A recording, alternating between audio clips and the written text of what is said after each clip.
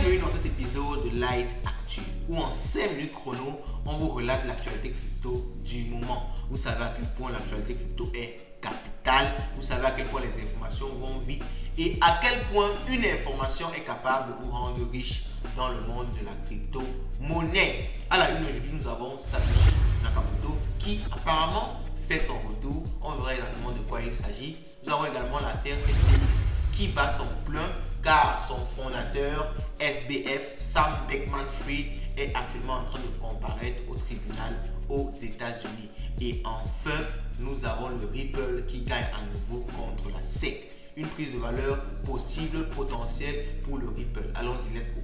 Oh!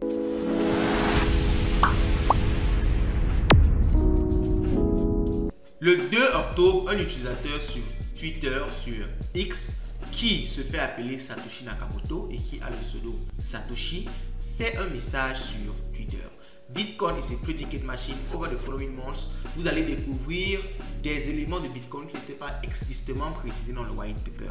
Alors pourquoi est-ce que ce tweet inquiète? Déjà, il a fait près de 6,3 millions de vues. Sans compter les tweets, les likes, les commentaires, ce tweet a eu une portée immense. Et le monsieur qui a lu de ce tweet n'avait pas tweeté depuis le 31 octobre 2018, donc près de 5 ans qu'il n'avait pas tweeté.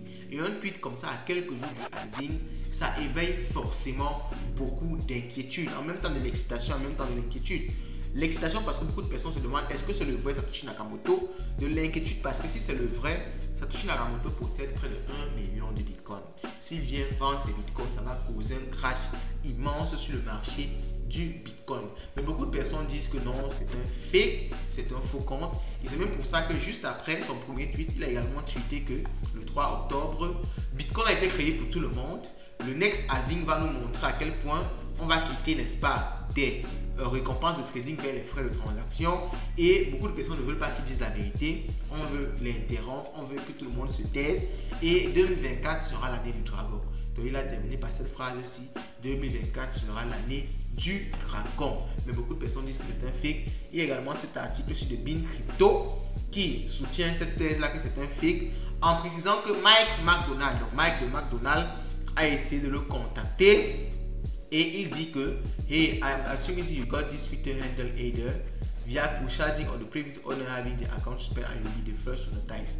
Donc il dit que je crois que, n'est-ce pas, tu as eu ce compte en l'achetant ou bien celui qui l'avait avant l'a perdu et tu as été notifié, tu as donc repris ce compte là.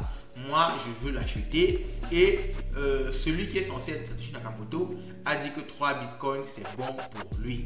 Donc si le créateur du bitcoin lui-même veut juste 3 bitcoins pour vendre son compte Twitter, on se dit forcément que ce n'est pas le vrai Satoshi Nakamoto. Ok, donc vraiment pour cette partie-ci, on se dit que ce n'est pas du tout le vrai Satoshi et on attend toujours qu'il revienne.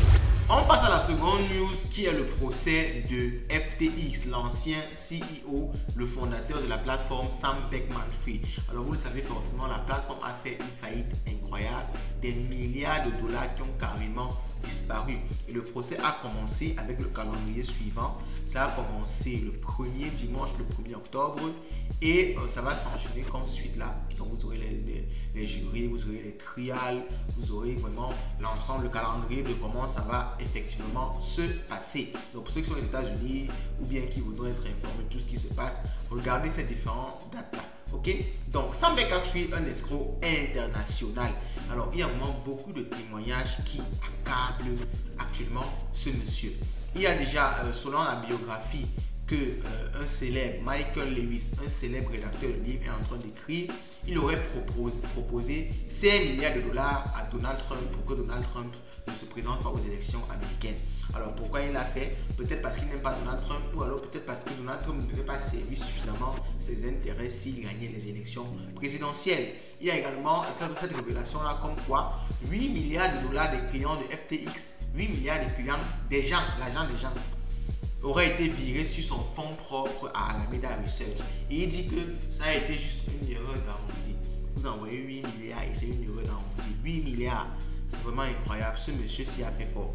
Alors, il y a encore une révélation qui dit que Michael Lewis affirme que SBF a rencontré le premier ministre des Bahamas où la société était implémentée et il aurait proposé près de 10 milliards de dollars pour rembourser la dette du pays. C'est incroyable. C'est-à-dire, ce monsieur se sentait tellement à l'aise avec l'argent des gens. L'argent des gens, vraiment, l'argent des gens, tu fais cadeau, tu partages, tu fais comme tu veux avec. Et également, ce dernier élément-ci, un témoin ukrainien risque de témoigner parce qu'il a perdu tout son argent et il a un problème pour venir témoigner parce qu'il ne peut pas sortir du pays en raison de la guerre en Ukraine. Alors, l'accusation veut vraiment qu'il témoigne parce que ça va émouvoir le jury et ça risque vraiment clouer totalement SBF. Mais il paye très cher ses avocats pour empêcher cela. On termine en beauté avec la SEC contre Ripple, ce combat-là qui dure depuis un moment. Vous vous rappelez, on avait fait une vidéo dessus lorsque Ripple avait gagné en quelque sorte son combat contre la SEC. On avait déclaré que, n'est-ce pas, Ripple n'était pas une securities. En passant, même le Ripple avait pris près de 50% après cette nouvelle-là. Alors juste après, la Security Exchange Commission des États-Unis a engagé une autre guerre et la SEC a voulu, n'est-ce pas, faire appel de la décision qui avait été prononcée par le juge. Donc dans la news, nous avons appris que la requête de la SEC visant à faire appel de la décision de Ripple a été rejetée. Pour être plus précis, le juge Analisa Torres, en charge de l'affaire, a déclaré que la SEC n'a pas réussi à démontrer qu'il essaie des motifs substantiels de divergence d'opinion. Pour les raisons indiquées ci-dessus, la requête de la SEC visant à certifier l'appel interlocutoire est refusée et la demande de suspension de la SEC est refusée car sans objet. Donc finalement, le Ripple a encore gagné face, n'est-ce pas, à la SEC dans ce combat-là.